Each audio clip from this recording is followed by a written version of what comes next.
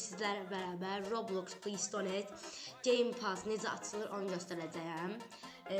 Burada daha fazlaya basırsınız. Sonra burada oluştura gəlirsiniz, oluştura basırsınız.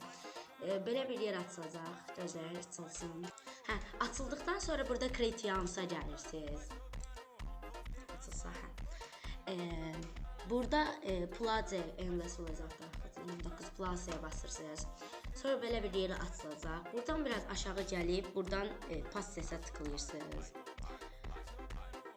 Passes'e tıklayırsınız. Sonra buradan donateler yaratmaq üçün Create Pass'a basırsınız. Sonra buradan rastgele bir ad yazalım.